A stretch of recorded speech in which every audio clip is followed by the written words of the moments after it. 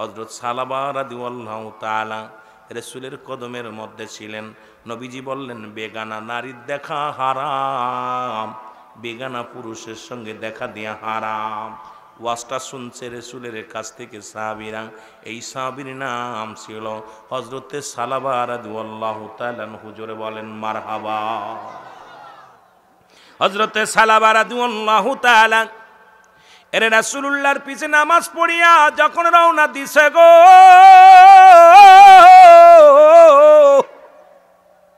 এর আস্তে আস্তে যখন রাস্তা দিয়ে যায়, হঠাৎ এই রাস্তার ভিতর থেকে বাড়ির পাশে থেকে একটা পর্দা লাগানো বাড়ির পাশে, এই পর্দার চাদরটা সরাসরি সরে যায়। ওই বাড়ির ভিতর থেকে একটা মহিলার গোসল করা অবস্থায় দেখে ফেলে সালাবা রাদিয়াল্লাহু তাআলা। যখন গোসল করা অবস্থায় দেখে ফেলছে, সালাবা চোখের পানি ছেড়ে কান্না শুরু করে দিছি, ইয়া রাসূলুল্লাহ, ইয়া হাবিবাল্লাহ, আমি সালাবা জালিমদের অন্তর্ভুক্ত হয়ে গেলাম, আমি নফসের সঙ্গে জুলুম করে ফেললাম। এরে মুসলমান শুনে নাও, আল্লাহ, আমি যে বেগানা নারী চেহারা দেখে ফেললাম গো আমার আল্লাহ, এখন যদি আমার নবীজি জানতে পারে আমি নবীর দরবারে কেমনে মুখ দেখাবো, এখন যদি আমার আল্লাহ রাব্বুল আলামিনের কাছে যদি জিবরিল আমিন, ওই মুসলমান শোনো, আল্লাহ যদি জানায়া দেয় জিবরিল যা নবীরে জানায়া দিবে আমি বেগানা নারী দেখে ফেলেছি, আমি কি জবাব দিব রাসূলুল্লাহর কাছে, কি জবাব দিব রে মুসলমান? এ মুসলমান যারা আহলে সুন্নাত ওয়াল জামাতের যুবকেরা আছো, দিলের কান্ডা লাগা শোনো, ইসলামের বিধান নবীর সাহাবীরা কেমনে মেনেছিল আর আমরা কেমনে মানি গো। রাহমাতুল লিল আলামিন দুনিয়ার মুসলমান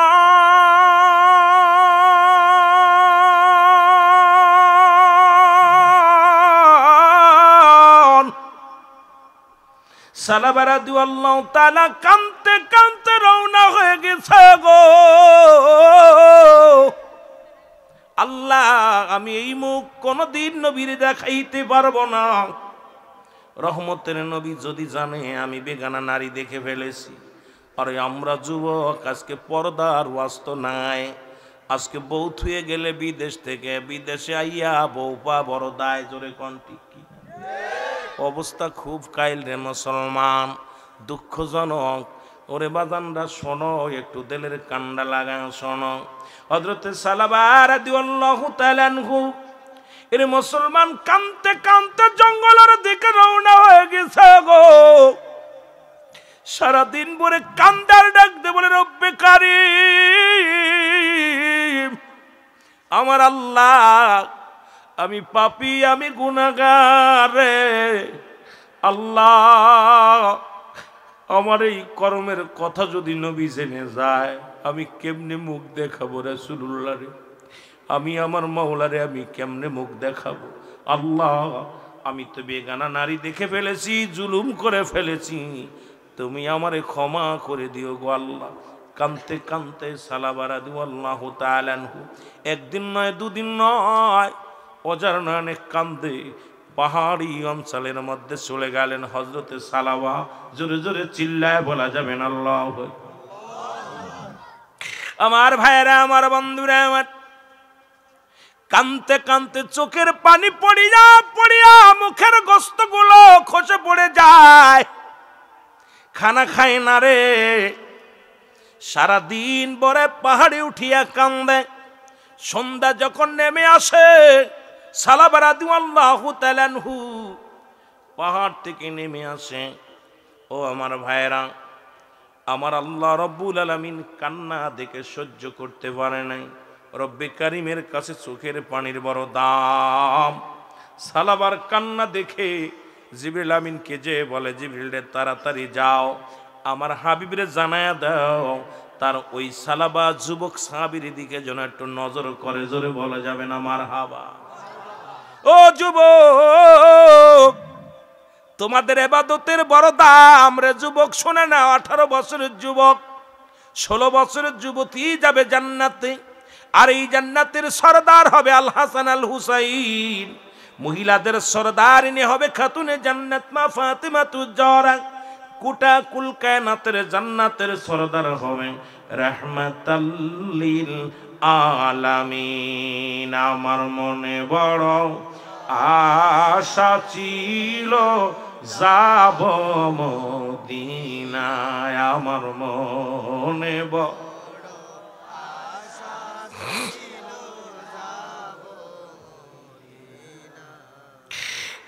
আমার মনে বড় আশা ছিল যাব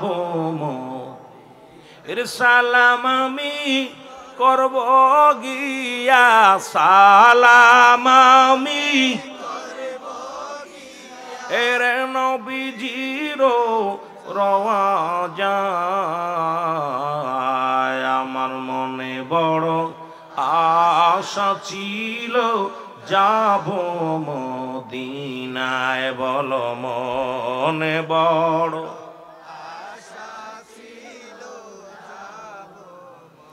আরব সাগর পাড়ি দিব নাই তো মোদের তরি,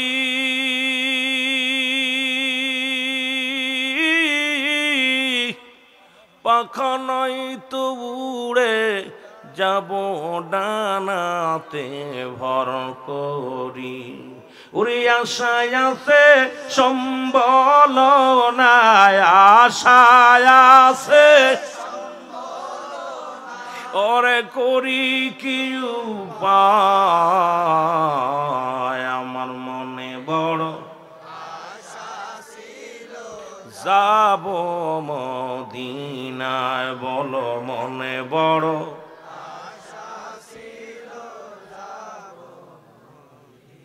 আহা মদিনায় যেতে চান না?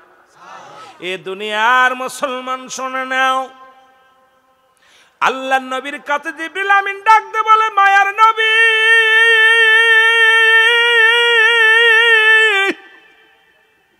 দয়াল নবী গো, মায়ের নবী শোনেন গো, আপনার যুবক সাহাবী একটু দয়া করে সালাবার দিকে একটু লক্ষ্য করেন নবী গো। নবীজি নামাজের সালাম ফিরে সাহাবীদেরকে বলে আমার সাহাবীরা রে, আমি দেখতেছি কিছুদিন হলো আমার সালাবার চেহারা দেখতে পাই না, আমার সালাবার কোনো খোঁজ পাই না, তোমরা বলতে পারো নি আমার সালাবার খবর জানোনি? সাহাবীরা বলে ইয়া রাসূলুল্লাহ ইয়া হাবিবাল্লাহ, আমরাও তো অনেক দিন যাবৎ সালাবারে দেখি না, কোথায় গেছে ও জানি না। আমার নবী কয় খবর নাও, তার বাড়িতে খবর নাও। রাসূলুল্লাহ সাহাবীরা রওনা হয়ে গেলেন, সালাবার বাড়িতে খবর নিতে গেলেন। সালাম দে আসসালামু আলাইকুম ইয়া আহলাল বাইত, ঘরের ভিতর বাড়ির ভিতর থেকে আওয়াজ আসে আলাইকুম আসসালাম। বলে আমরা নবীর সাহাবী আসি আপনার ছেলে সালাবার খবরের জন্য আসি। সালাবার কোনো খবর জানেননি, কোথায় গেছে? বাবাও পাগল হয়ে যায়, ডাকতে বলে আমি তো জানি না, আমার সালাবারে আমিও খুঁজে পাই না, সালাবা কোথায় গেছে আমিও জানি না। জোরে বলেন আল্লাহু আকবার। আল্লাহ নবীর কাছে খবর গেল, নবী বলেন ও আমার সাহাবীরা কি খবর বলো? বলে ইয়া রাসূলুল্লাহ ইয়া হাবিবাল্লাহ, আপনার যুবক সাহাবী সালাবার কোনো খবর পাই নাই। নবী বললেন না জানি কাফেরেরা মেরে ফেলেছে, মক্কার কাফেরেরা। মক্কার কাফেরেরা বড় দুষ্ট, মদিনার কাফেরেরা না জানি আমার আশিকরে মেরে ফেলেছে, তোমরা তাড়াতাড়ি খোঁজ লাগাও, আমার সালাবারে খুঁজে নিয়ে আসো। নবীজি ডাক দিলেন সাহাবীরা কোথায়? সাহাবীরা চলে আসলেন। নবীজি বললেন, আমার নবী ডাক দেবলা আবু বকর রে, আবু বকর শোনো, তুমি যাবা হযরত উসমান গনির সঙ্গে, মুসলমান শুনে নাও তোমরা দুজন যাবে। নবীজি ডাকলেন হযরত মুসলমান শুনে নাও, এ মুসলমান শুনে নাও, দ্বিতীয় খলিফা আবু বকর হযরত উমর ফারুক রাদিয়াল্লাহু তাআলাকে ডাকতে বলেন, এ উমর, আমি ঘোষণা করে দিলাম তুমি যাও শেরে খোদা হযরত আলীকে সঙ্গে নিয়ে দুজন দুজন করে এরকম সবাই রওনা দিয়ে দাও, পাহাড়ের অলিগলির মধ্যে খোঁজো, কোথায় আমার সালাবা, কোথায় আমার সালাবারে খুঁজে দেখো। কোন কাফের বান্দান রাসূলুল্লাহর কাছে ফিরে আসিয়া বলে, নবী গো, ও মায়ার নবী গো, কোথাও সালাবার সন্ধান পাইলাম না, কোথাও তার খবর পাইলাম না। নবী বলে, আবু বকর রে, তাড়াতাড়ি খোঁজ নাও, তাড়াতাড়ি খবর নাও। নবী বললেন, উমর শোনো গো, ও আমার আলী শোনো, তোমরা যাও মরু প্রান্তরের দিকে যাও, জঙ্গলার দিকে যাও, দেখো ওই পাহাড়ি জঙ্গলের মধ্যে আমার সালাবারে কোথাও লুকায় রাখছে না, কোন হালাত আছে খবর নাও। নবীর সাহাবী হযরত ওমর ফারুক রাদিয়াল্লাহু তাআলা আনহু, হযরত আলী রাদিয়াল্লাহু তাআলা আনহু দুজনেই রওনা হয়ে গেলেন। দেখে রাখালিরা বকরি চড়ায়, রাখালিরা বকরিগুলো চড়াইতেছে জঙ্গল দিয়ে। হযরত ওমর ফারুক রাদিয়াল্লাহু তাআলা আনহু ডাক দে বলে, ভাইয়েরা রে, ও আমার রাখাল ভাইয়েরা রে, তোমরা কি সালাবারে দেখেছ? রাখালেরা বলে, সালাবাবার কে? বলে, আমার নবীর সাহাবী, একজন যুবক সাহাবী, আজ কতদিন যাবত তারে পাওয়া যায় না, তোমরা তার খবরও বলতে পারবানি। রাখালেরা বলে, আমরা তো সালাবারে চিনি না, তবে এই রকম একজন লম্বা মানুষ, অল্প বয়স, এই 22-25 বছর বয়সের এক যুবক, আজ কটা দিন হয়ে গেল ওই পাহাড়ের উপরে উঠিয়া কান্দে। সকালবেলা ঘুম থেকে উঠিয়া ওই পাহাড়ের উপরে চলে যায়, সন্ধ্যা পর্যন্ত শুধু পাহাড়ে সিজদায় মারিয়া কান্দে। যখন সন্ধ্যা গনিয়ে আসে, নেমে আসে, ওই লোকটা কাঁদতে কাঁদতে তুই কঙ্কাল হয়ে গেছে, পাহাড়ের মধ্যে উঠতে পারে না রে। ও নবীর আশিকেরা শোনো গো,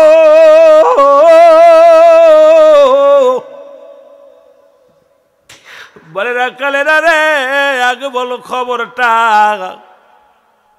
বলে, বাইরে তোমার পরিচয়? বলে, আমার নাম হযরত ওমর ফারুক রাদিয়াল্লাহু তাআলা আনহু, আমার নাম হযরত আলী রাদিয়াল্লাহু তাআলা আনহু। বলে, ভাই উমর আর আলী রে, শোনো, এই লোকটা এত কান্নাকাটি করে, এই কান্না দেখিয়ে আমাদের পাহাড়ের পশুগুলো খানা ছেড়ে দিছে, আমাদের পশু পাখিগুলো খানা বন্ধ করে দিছে। এই লোকটা এত ক্লান্ত, পাহাড় উঠতে পারে না, পাহাড়ের মধ্যে এলে দুলে পড়ে যায়। আমরা বকরি দহন করি আনিয়া এই লোকটার হাতে দিয়েছিলাম রে, এই লোকটা দুধের পেয়ালা হাতের মধ্যে নিয়ে এত জোরে এত ফুপায় ফুপায় কাঁদতেছিল গো। ওই যুবকের কান্নার চোখের পানি পড়িয়া রে দুধ আর পানি একাকার হয়ে গেছে। আমরা ওই লোকটার গায়ে বল নাই বলে দুধ দিয়েছিলাম দহন করিয়া, যে দুধটুকু খায়া যেন গায়ে বল হয়, কিন্তু কি করেছে ওই যুবক এত চোখের পানি ছেড়ে কাঁদতে। হযরত ওমর ফারুক ডাক দে বলে, রাখালিরা রে, তাড়াতাড়ি বলো ওই পাগলটা কোথায়, ওই পাগলের ঠিকানা কোথায় বলো। রাখালেরা ডাক দিয়ে বলে, নবীর সাহাবীরা রে, ওই যে দেখো, এই যে বড় পাহাড় দেখা যায়, ওই পাহাড়ের ডিলায় বসিয়া বসিয়া এই আশেক পাগল কান্দে রে। ওরে কান্নার আওয়াজে আমাদের বকরিগুলো খানা ছেড়ে দিছে, ওরে কান্নার আওয়াজে আমাদের পশুগুলো খানা ছেড়ে দিছে, তাড়াতাড়ি ওকে লয়ে যাও তোমরা, আরে না হলে আমাদের পশুগুলো না খেয়ে মারা যাবে। তাড়াতাড়ি যাও, তাড়াতাড়ি যাও, তাকে জলদি টানতে নিয়ে আসো। আর একটু জোরে বলেন আল্লাহ। হযরত ওমর ফারুক রাদিয়াল্লাহু তাআলা আনহু ডাক দে বলে, ভাই আলী রে, নিশ্চিত আমাদের সালাবা হবে। তার গঠন এই রকম, শ্যামলা বর্ণের মানুষটা, লম্বাই রকম, চেহারাই রকম। ওরে মুসলমান, রাখালেরা বলার পরে দৌড়াইয়া গেছেন হযরত ওমর ফারুক রাদিয়াল্লাহু তাআলা আনহু। যায় দেখে রে নবীর আসে পাহাড়ের উপরে বসিয়া কান্দে, আল্লাহ আমি পাপী, আমি বড় গুনাহগার আল্লাহ।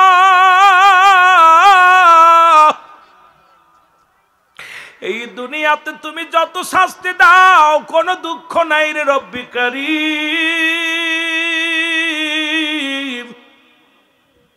ও রব্বি কারীম, ওই হাসরের ময়দানে তুমি আমার লজ্জা দিও না। রাহমাতুল লিল আলামিনের সামনে আমি কেমনে মুখ দেখাবো আল্লাহ? আমার বিষয় কি ফয়সালা হবে এই ভয়ে আমি কান্দি রে আল্লাহ। আল্লাহ আমার বিষয় কি ফয়সালা দিবে রাহমাতুল লিল আলামিন, এই ভয়ের মুসলমান ওজার নয়নে সালাবারা দিয়ে আল্লাহ তাআলা কাঁদতে লাগলেন। জোরে বলো আল্লাহু আকবার।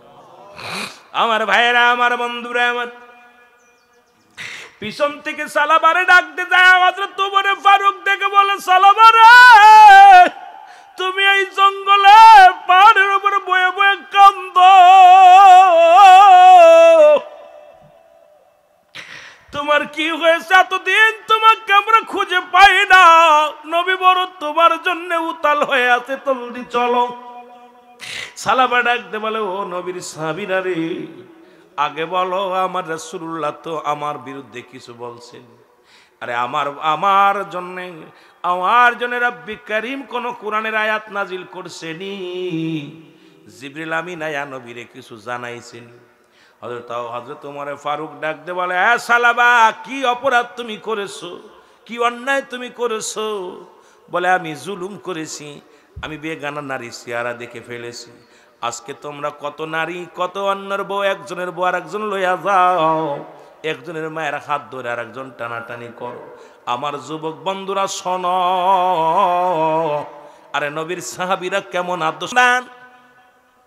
রাসূলুল্লাহর কাছে ফিরে আসিয়া বলে, নবী গো, ও মায়ার নবী গো, কোথাও সালাবার সন্ধান পাইলাম না, কোথাও তার খবর পাইলাম না। নবী বলা, ও বকর রে, তাড়াতাড়ি খোঁজ নাও, তাড়াতাড়ি খবর নাও। নবী বললেন, ওমর শোনো গো, ও আমার আলী শোনো, তোমরা যাও মরু প্রান্তরের দিকে যাও, জঙ্গলার দিকে যাও, দেখো ওই পাহাড়ি জঙ্গলের মধ্যে আমার সালাবারে কোথাও লুকায় রাখছে না, কোন হালাত আছে খবর নাও। নবীর সাহাবী হযরত ওমর ফারুক রাদিয়াল্লাহু তাআলা আনহু, হযরত আলী রাদিয়াল্লাহু তাআলা আনহু দুজনেই রওনা হয়ে গেলেন। দেখে রাখালিরা বকরি চড়ায়, রাখালিরা বকরিগুলো চড়াইতেছে জঙ্গল দিয়ে। হযরত ওমর ফারুক রাদিয়াল্লাহু তাআলা আনহু ডাক দে বলে, ভাইয়েরা রে, ও আমার রাখাল ভাইয়েরা রে, তোমরা কি সালাবারে দেখেছ? রাখালেরা বলে, সালাবাবার কে? বলে, আমার নবীর সাহাবী, একজন যুবক সাহাবী, আজ কতদিন যাবত তারে পাওয়া যায় না, তোমরা তার খবরও বলতে পারবানি। রাখালেরা বলে, আমরা তো সালাবারে চিনি না, তবে এই রকম একজন লম্বা মানুষ, অল্প বয়স, এই 22-25 বছর বয়সের এক যুবক, আজ কটা দিন হয়ে গেল ওই পাহাড়ের উপরে উঠিয়া কান্দে। সকালবেলা ঘুম থেকে উঠিয়া ওই পাহাড়ের উপরে চলে যায়, সন্ধ্যা পর্যন্ত শুধু পাহাড়ে সিজদায় মারিয়া কান্দে। যখন সন্ধ্যা গনিয়ে আসে, নেমে আসে, ওই লোকটা কাঁদতে কাঁদতে তুই কঙ্কাল হয়ে গেছে, পাহাড়ের মধ্যে উঠতে পারে না রে। ও নবীর আশিকেরা শোনো গো,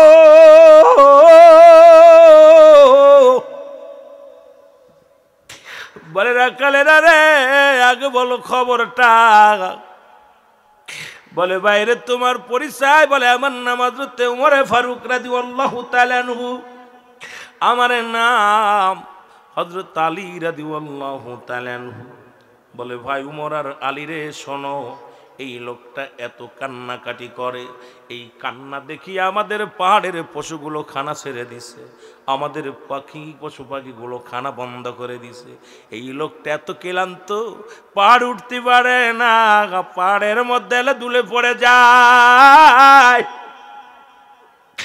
আমরা বকরি দহন করি আনিয়া এই লোকটার হাতে দিয়েছিলাম রে, এই লোকটা দুধের পেয়ালা হাতের মধ্যে নিয়ে এত জোরে এত ফুপায় ফুপায় কাঁদতেছিল গো। ওই ওই যুবকের কান্নার চোখের পানি পড়িয়া রে দুধ আর পানি একাকার হয়ে গেছে। আমরা ওই লোকটার গায়ে বল নাই বলে দুধ দিয়েছিলাম দন করিয়া, যে দুধটুকু খাওয়ার জন্য গায়ে বল হয়। কিন্তু কি করেছে ওই যুবক, এত চোখের পানি ছেড়ে কাঁদতেছিল, চোখের পানিগুলো দুধের পেয়ালার মধ্যে টপ টপ করে পড়িয়া দুধার পানি একাকার হয়ে গেছে। ওরে নবীর প্রেমে জীবন গড়, হ্যাঁ হ্যাঁ নবীর প্রেমে নসিব কর মদিনা, নবীজিকে না দেখাইয়া কবরে ডাক দিও না, বল নবীজিকে। এই দে মিলাদুন নবীর মাহফিল জোরে। নবীর প্রেমে জীবন গড় আশিক, নবীর প্রেমে নসিব কর মদিনা, নবীজিকে না দেখাইয়া আল্লাহ কবরে ডাক দিও না, বল নবীজিকে না দেখ। নূর নবীজি উম্মতের কান্ডারি, তাকে ভুলতে পারি না। নূর নবীজি গুনাহগারের কান্ডারি, আমরা তাকে ভুলতে পারি না। নবীজিকে না দেখাইয়া কবরে ডাক দিও না, বল নবীজিকে না দেখ। আসবে যেদিন শেষের দিন, উপায় হবে কি? নূর নবীজির দেখলে পারে শান্তি পাব সেই দিন। নূর নবীজির দেখলে পারে শান্তি পাব সেই দিন। আশিক ভাই নবীর প্রেমে চোখের পানি ফেলো না, বলো আশিক তুমি নবীর প্রেমে চোখের পানি ফেলো না। নবীজিকে না দেখাইয়া প্রার্থনা করেন না, নবীজিকে না দেখাইয়া। এর নবীর প্রেমে জীবন গড় তোমরা, নবীর প্রেমে নসিব কর মদিনা, নবীজিকে না দেখাইয়া কবরে ডাক দিও না, আল্লাহ নবীজিকে না দেখ। চট্টগ্রামের আশেকেরা নবীর প্রেমে দিওয়ানা, চট্টগ্রামের আশেকেরা নবীর প্রেমে দিওয়ানা। থাকতে যদি না দাও দেখা, দিন গেলে কি পাবো না খায়। থাকতে যদি নাও পাই দেখা, দিন ফুরালি পাবো না। আমরা নবীর প্রেমে কাঁদি বসে, নবীর প্রেমে কাঁদি বসে। নবী আমায় ভুইল না, নবীজিকে না দেখাইয়া কবরে ডাক দিও না, বল নবীজিকে না কবরে ডাক দিও না, বল নবীর প্রেমে জীবন গড়, নবীর প্রেমে জীবন কর মদিনা, নবীজিকে না দেখাইয়া কবর। নবী কয় হায়াতি খায়রুল লাকুম, আমার হায়াতের জিন্দেগিটা উম্মতের জন্য কল্যাণ স্বরূপ। সুবহানাল্লাহ বলেন, আর একটু জোরে বলেন আল্লাহু আকবার। নবীজি দুনিয়ার মধ্যে উম্মতের কল্যাণের জন্য, সেই নবীর প্রেমের মালা আমরা গলায় পড়তে চাই কি চাই না? নবী বলেন, কি বলেন? উম্মতিরা রে, আমি নবী দুনিয়ার মধ্যে আগমন করেছি আমার উম্মতের কল্যাণের জন্য। উম্মতের মতো ঘর সংসার করলাম, উম্মতের সঙ্গে কথাবার্তা বললাম, উম্মতিরা যেমনি চলছে আমি এমনি চললাম। এই জন্য আমার দেশের অনেক আলেম ওলামা কয় নবী আমগার মতো মানুষ। কারণ নবী কয় উম্মতিরা রে, আমি নবী দুনিয়ার মধ্যে আগমন করেছি, উম্মতের সঙ্গে কথাবার্তা বলতে পেরেছি, আমার উম্মতের জীবন বড় ধন্য। জোরে বলেন সুবহানাল্লাহ। আমার ভাইয়েরা, আমার বন্ধুরা, আমার হযরত ওমর ফারুক ডাক দিয়ে বলে, রাখালিরা রে, তাড়াতাড়ি বলো এই পাগলটা কোথায়, ওই পাগলের ঠিকানা কোথায় বলো। রাখালেরা ডাক দিয়ে বলে, নবীর সাহাবীরা রে, ওই যে দেখো এই যে বড় পাহাড় দেখা যায়, ওই পাহাড়ের ডিলায় বসিয়া বসিয়া এই আশেক পাগল কান্দে রে। ওরে কান্নার আওয়াজে আমাদের বকরিগুলো খানা ছেড়ে দিছে, ওরে কান্নার আওয়াজে আমাদের পশুগুলো খানা ছেড়ে দিছে, তাড়াতাড়ি ওকে লয়ে যাও তোমরা, আরে না হলে আমাদের পশুগুলো না খেয়ে মারা যাবে। তাড়াতাড়ি যাও, তাড়াতাড়ি যাও, তাকে জলদি টানতে নিয়ে আসো। আর একটু জোরে বলেন আল্লাহ। হযরত ওমর ফারুক রাদিয়াল্লাহু তাআলা আনহু ডাক দিয়ে বলে, ভাই আলী রে, নিশ্চিত আমাদের সালাবা হবে। তার গঠন এই রকম, শ্যামলা বর্ণের মানুষটা, লম্বা এই রকম, চেহারা এই রকম। ওরে মুসলমান, রাখালেরা বলার পরে দৌড়াইয়া গেছেন হযরত ওমর ফারুক রাদিয়াল্লাহু তাআলা আনহু। যায় দেখে রে নবীর আসে পাহাড়ের উপর বসিয়া কান্দে, আল্লাহ আমি পাপী, আমি বড় গুনাহগার, আল্লাহ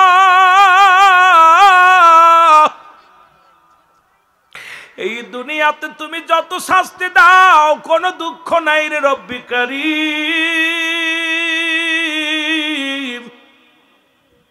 ও রব্বি কারীম, ওই হাসরের ময়দানে তুমি আমার লজ্জা দিও না। রাহমাতুল লিল আলামিনের সামনে আমি কেমনে মুখ দেখাবো, আল্লাহ আমার বিষয় কি ফয়সালা হবে, এই ভয়ে আমি কান্দি রে আল্লাহ। আল্লাহ আমার বিষয় কি ফয়সালা দিবে রাহমাতুল লিল আলামিন, এই ভয়ের মুসলমান ওজর নয়নে সালাবারা দিয়ে আল্লাহ তাআলা কাঁদতে লাগলেন। জোরে বলো আল্লাহু আকবার। আমার ভাইরা, আমার বন্ধুরা, আমার পিছন থেকে সালাবারে ডাকতে যায়। হযরত ওমর ফারুক দেখে বলে, সালাবারে তুমি এই জঙ্গলে পাহাড়ের উপরে বয়ে বয়ে কান্দো, তোমার কি হয়েছে? এতদিন তোমাকে আমরা খুঁজে পাই না, নবী বড় তোমার জন্য উতাল হয়ে আছে, জলদি চলো।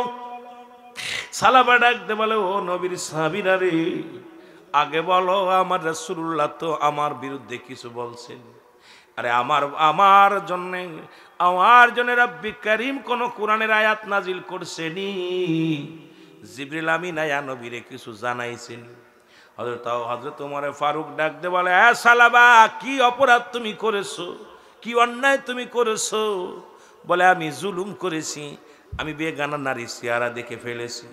আজকে তোমরা কত নারী, কত অন্যের বউ, একজনের বউ আর একজন লইয়া যাও, একজনের মায়ের হাত ধরে আর একজন টানাটানি করো। আমার যুবক বন্ধুরা শোনো, আরে নবীর সাহাবীরা কেমন আদর্শবান ছিলেন, ঠিক কিনা? আবার তারাও নাকি বক্তা, ইসলামের বিধান কেমনে মানে, এরা কষ্ট হয়, মনের ভিতরে বড় কষ্ট হয়। তারা আবার আন্তর্জাতিক খ্যাতি সম্পূর্ণ বক্তা, জোরে কোন ঠিক কিনা? এরে মুসলমান শুনে নাও, সাহাবীরা শুধু এক পলক দেখার কারণে ভয়ে কাঁদতেছিল যে আল্লাহ আমি বেগানা নারী দেখে ফেলেছি, আর আমরা পরের বউ নিয়ে ঘর সংসার করতেছি। পরের মুসলমান শোনো, কত অন্যায়, কত অপরাধ করি রে মুসলমান, রব্বে কারিম যদি ক্ষমা না করে বাঁচার কোনো পথ নাই, জোরে বলেন ঠিক কিনা? ও যুবক ভাইয়েরা, আমার বন্ধুরা, আমার দিলের কান্ডা লাগা শোনো। হযরত ওমর ফারুক ডাকতে বলে, সালাবারে আমার নবী তো তোমার বিপক্ষে কোনো কথা বলে না, এমনকি তোমার বিপক্ষে কোনো আয়াত নাজিল হয় নাই, তোমার বিষয় নিয়ে কোনো আলোচনা হয় না। ও সালাবা জলদি চলো, নবী তোমার জন্য অপেক্ষা করে, জোরে বলেন না মারহাবা। সালাবা রাদিয়াল্লাহু তাআলা হাঁটতে পারে না, দুই সাহাবীর ঘাড়ে ভর দিয়ে দিয়ে আস্তে আস্তে করে নেমে আসলেন। দুই সাহাবীর গাড়ে ভর করিয়া রাসূলুল্লাহর কদমের মধ্যে আসলেন। নবীজি ডাক দিয়ে বলে, সালাবা রে, কি করেছ তুমি, কি হয়েছে তোমার বলো। সালাবা চোখের পানি ছেড়ে ডাক দিয়ে বলে, নবী গো, মায়ের নবী, আমি বড় অন্যায় করেছি, আমি বড় ভুল করেছি নবী গো, মায়ের নবী, আমি বড় অপরাধ করেছি নবী গো।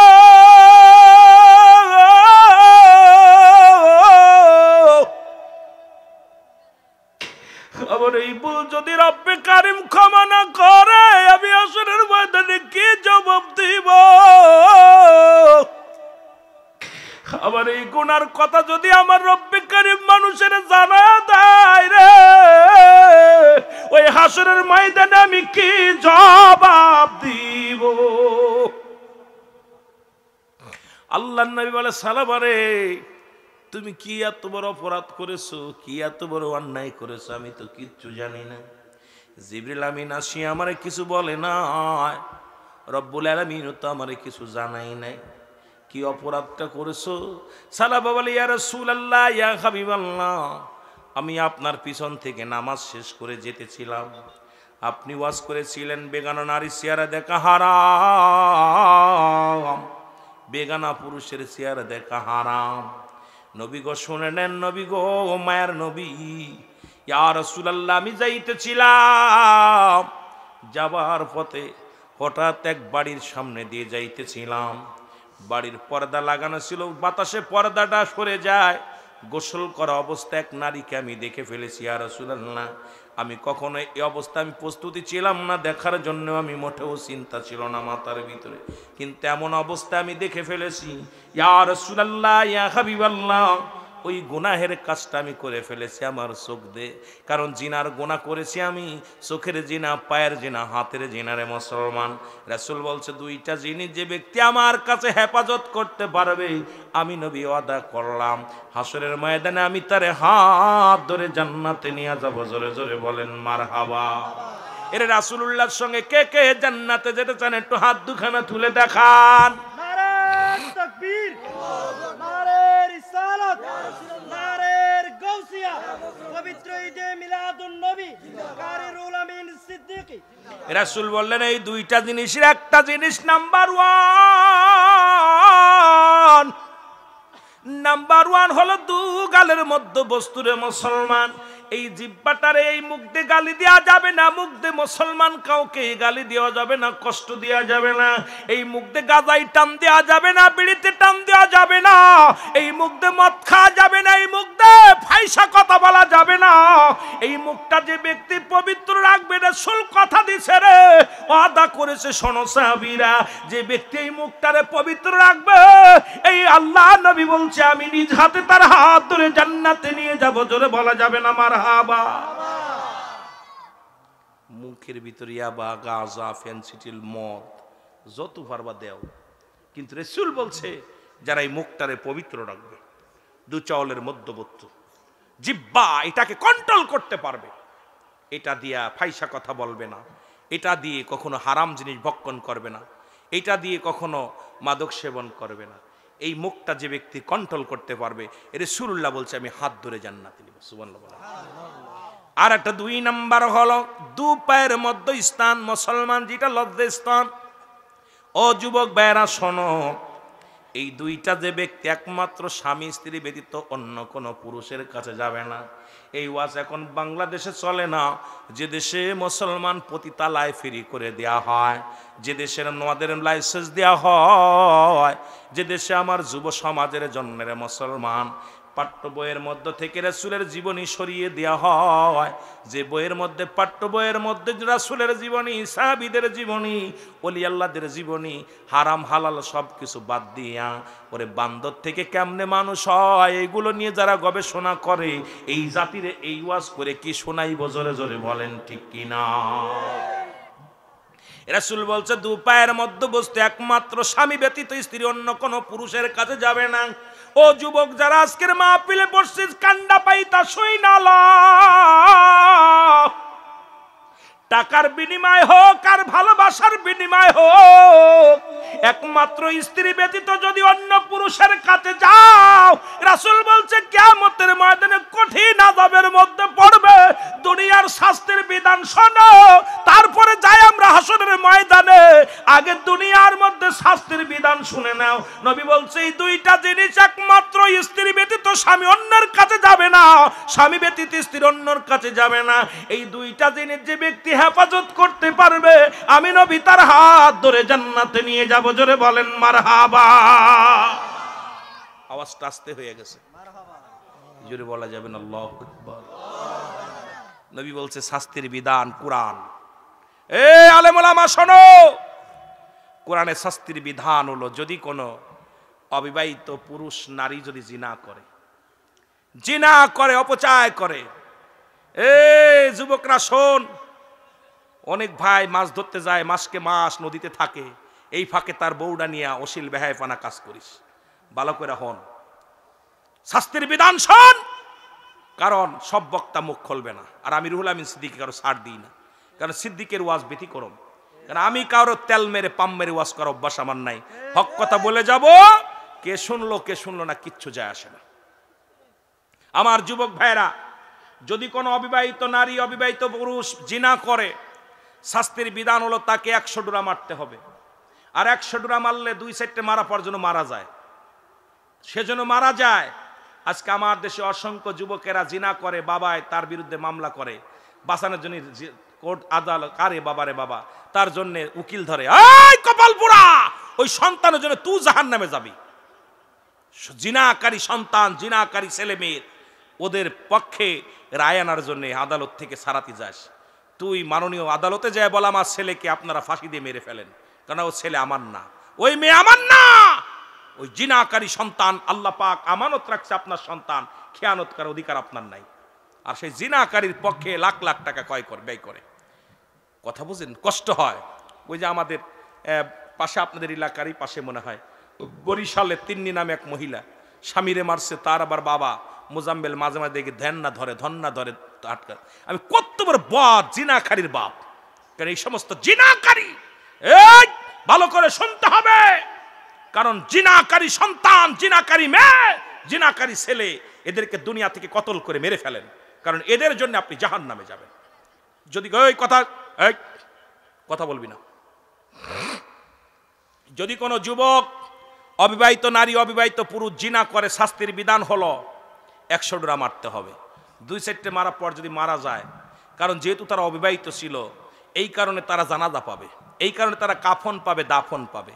যদি দাফন করার পর যদি বাকি অংশ থাকে, তাদের কবর উপর মারতে হবে। যদি না থাকে আলহামদুলিল্লাহ, এমন ভাবে মারতে হবে যেন মারা যায়, জোরে জোরে মারতে হবে। আস্তে আস্তে খালি এরম তেলো মানে আস্তে জুতার বাড়ি দুটো মেরে মাফ করে দিবা, এরম এই বিধান তো নাই। এই বিচারের কথা যদি আমি বলি, কালকে আমার হাতে হাত করা দাঁড়াবে বাংলাদেশ প্রশাসন, বাংলাদেশের আইন নিয়ে আমার বলবে তুই এই বিচারের এই রায় দেশি কইছে কিনা। আমার দেশে তো কোনো বিচার নাই, তারা নিজেরাই হলো জিনাকারী। জোরে বলেন ঠিক কিনা? আমার দেশে বড় বড় মন্ত্রী মিনিস্টার, আমার দেশিরা এই নট্টটি নিয়া, তারা পতিতালা নিয়া ফুর্তি করে বউ থুইয়া। অনেক প্রমাণ পাওয়া গেছে, দেখা যায় স্বামী স্ত্রী থুইয়া তারা মন্ত্রী হইয়া পরের মেয়ে নিয়ে, পরের বিবি নিয়া, নায়িকা গায়িকা নিয়ে তারা আনন্দ করে। এই দেশে এটা ফুর্তি চলবে না। এটা আউলিয়া আকরামের দেশ, এদেশে মুসলিমের দেশ, এদেশে আল্লাহর ওলিদের দেশ, এ দেশে কোনো ভণ্ডদের স্থান হবে না। জোরে বলেন ঠিক কিনা? আর জোরে বলেন ঠিক কিনা? আমার দেশের কত মন্ত্রী দেখছি পতিতালায় নিয়ে নাচানাচি করতেছে, আমরা দেখছি, এগুলো সব দেখছি। বাবারা আমার, এইবার শুধু অবিবাহিত থাকার কারণে এদেরকে শাস্তির বিধান এটা আছে, যারা জানাজা পাবে আল্লাহ এটুক মাফ করছে, যারা জানাজা পাবে, কাফন পাবে, দাফন পাবে। যদি কোনো বিবাহিত নারী বিবাহিত পুরুষ জিনা করে, তাদের শাস্তির বিধান হলো এই নাভি পর্যন্ত মাটির নিচেই পুঁততে হবে। ভালো করে শোনেন, খণ্ডন করার মতো ক্ষমতা কোনো আলেমের নাই, কোনো মুফতির নাই, মাফ করার অধিকার কোনো মৌলবীর নাই। কোনো মৌলবী মুন্সি মাফ করতে পারবে না, কোনো মুফতি মাফ করতে পারবে না। কারণ ইসলামের বিধান যেটা, কোরআনের বিধান যেটা, নাভি পর্যন্ত মাটির নিচেই পুঁততে হবে, কঙ্কার সুরে মারতে হবে, পাথর সুরে মারতে হবে। যতক্ষণ পর্যন্ত মৃত্যুবরণ না করবে তাকে মারা বন্ধ করা যায়। নিশ্চিত হয়ে যাবেন যে মারা গেছে, নিশ্চিত হয়ে যাবেন যে মারা গেছে। মারা গেলে তখন তার লাশটা খুঁজে উঠাইতে হবে। খুঁজে উঠাইয়া দিবালয়ে কুকুর শিয়াল দিয়ে খাওয়াই দিতে হবে। কোনো বিবাহিত নারী বিবাহিত পুরুষের জানাজা হবে না, বিবাহিত নারী বিবাহিত পুরুষের কোনো কাফন দেওয়া যাবে না, বিবাহিত নারী বিবাহিত পুরুষের কোনো জানাজা হবে না, তাদের কোনো কবর দেওয়া যাবে না। ইসলামের বিধান হলো কোনো বিবাহিত নারী বিবাহিত পুরুষ যদি জিনা করে তাদের জানাজা কবর, তাদের জানাজা দাফন কাফন এগুলো কিচ্ছু হবে না, এদের দিবালয়ে কুকুর শিয়াল দিয়ে খাওয়াই দিতে হবে। একটা বিচার যদি আপনাদের এই বাঁশখালীর জমিনে হতো, আমার বিশ্বাস এই জমিনের মধ্যে এই পাপ রাজ্য ঢুকতে পারতো না। জোরে বলেন ঠিক কিনা? আরো জোরে বলেন ঠিক কিনা? কথা কি বুঝছেন? এখন যারা এগুলো করে ফেলেছেন বউ থাকতেও এখনো সময় আছে, গোপনে তওবা করেন, যদি আল্লাহ মাফ করে আলহামদুলিল্লাহ। কিন্তু আপনাকে কবর দেওয়া জায়েজ হবে না। এলো দুনিয়ার শাস্তি, কবরের শাস্তি আরো আছে। কবরের শাস্তিটা কি কঠিন, এটা রাসূল পাক এই 27 রজবে নবীজি মিরাজে যায় সব দেখে আসছে কাদের কি অবস্থা হবে। এগুলো নিয়ে আলোচনা করলে আপনি পাইতেন, কিন্তু দুঃখের বিষয় আমি তো আর ওদিকে যেতে পারি নাই। তবে একটা কথা বলি, এলো দুনিয়ার শাস্তি, বোঝেননি? এখন যারা গোপনে করে ফেলেছেন, রাত্রে কানবেন, বসে বসে কানবেন, আল্লাহ আমি ভুল করেছিলাম, নফসের খায়েছে পড়ি, আল্লাহ আমার তুমি মাফ করে দাও। কারণ এই মাটিতে আপনাকে মাটিতে শোয়ানোর কোনো এখতিয়ার নাই, কাফন পাবেন না, দাফন পাবেন না, এর চাইতে ভয়ঙ্কর আর কি থাকতে পারে? আল্লাহ এইরকম গজব যদি আল্লাহ আমাদের দিয়া দেয়। আজকে আমেরিকা দেখছেন আগুন ধরে গেছে পানির মধ্যে, এটা গজব, পানির মধ্যে আগুন ধরতেছে, এগুলো গজব দেখা পরও মানুষ সচেতন হয় না। এরে ইন্ডিয়ার দাদারা, তোমরা মুসলমানদের লাথইয়াম রাস্তা থেকে লাথুয়ে লাথুয়ে নামাজ বন্ধ করতেছো, মসজিদগুলো ভেঙ্গে তোমরা মন্দির খুঁজতেছো। আলহামদুলিল্লাহ দেখা গেছে মন্দির খুঁজতে যায় দেখছে মসজিদের ভিতর আরেকটা মসজিদ। সুবহানাল্লাহ বলেন, আরো জোরে বলেন না। গতকালকে নিউজ দেখছেন, ওরা মসজিদ ভেঙ্গে কইছে এর ভিতরে মন্দির আছে, যখন মসজিদটা আবার খুঁড়ছে তলে দেখা আরেকটা মসজিদ। সুবহানাল্লাহ বলেন না। আল্লাহর ঘর ভেঙ্গে, এই জন্য আমি বলি আমাকে যদি আজকে মন্ত্রী বানায় দেওয়া হয়, আগামী কাল আমি আপনাদের সামনে বাংলাদেশে 1000 মন্দিরের ভিতরে মসজিদ খুঁজে পাবা না। যারা বলেন ঠিক কিনা? ঘোষণা করে দেবো অমুক মন্দিরের ভিতরে মসজিদ আছে, কারণ মোদি দাদার ক্ষমতা আছে, সে এখন রায় ঘোষণা করে দিছে যে মসজিদের ভিতরে মন্দির আছে। আহা, মুসলমানদেরকে নির্যাতন করো না, মুসলমানেরা গুক্কু সাপের জাত, এইটা যখন সবল মারবে বাগের লেজ দিয়ে কান খাজতে যেও না, সবল যখন মারবে শেষ হয়ে যাবে। যারা বলেন ঠিক কিনা? মুসলমানদের চোখের পানির অনেক দাম, মুসলমানদের চোখের পানির অনেক দাম, এদেরকে কষ্ট দিও না। আমার বাবারা, আমি যেহেতু কাউকে আঘাত করে কথা বলতে পারি না, আর বলিও না, আমার অভ্যাস কারোর গিবাত করে করা না, এই জন্য আমি ওদিকেও যাব না। তবে একটা কথা আমি আপনাদেরকে বলে যাই, শাস্তির বিধান যেটা বলে গেলাম, এর থেকে কোনো একটা আর বাঁচার কোনো পথ নাই। যদি আল্লাহ মাফ করে আলহামদুলিল্লাহ, যদি কোনো আল্লাহ মাফ করে দেয়। এমনকি অনেকেই জিনা করে না, জিনা করে না। রাসূল বলছে, আমি যখন আমাকে আল্লাহ পাক জান্নাত দেখালেন, জাহান্নাম দেখালেন, এ যুবকরা শোন, একটু ভালো করে শোন, যারা জিনা করে না, যারা পাতলা কাপড় পরিধান করে বা মেয়েদের প্রতি আকৃষ্ট বেশি, মেয়েরা আবার ছেলেদের প্রতি আকৃষ্ট বেশি, ছেলে দেখলে খালি গুরগুর করে, মেয়ে দেখলে গুরগুর করে, এই দুইটা জাতি। এই আল্লাহ রাব্বুল আলামিন আমার হাবিবকে দেখাইছে। রাসূল বললেন আম্মাজান আয়েশাকে, আয়েশারে আমি দেখলাম এক শ্রেণী পুরুষের লজ্জাস্তন দিয়ে আগুনের ফুলকি বাইর হচ্ছে। এই শোন ভালো করে, এই সুন্নি জামাতের ভাইরা, আমাদেরকে এই ওয়াজগুলো শুনতে হবে, করতে হবে। ওই তেলমের ওয়াজ বন্ধ, এখন ওই তেলমের ওয়াজ ওইগুলো বন্ধ, আমাদেরকে সংশোধন হতে হবে, আমাদেরকে জাতিকে বাঁচাইতে হবে, সুন্নি জামাতকে বাঁচাইতে হবে। সুন্নি জামাত একমাত্র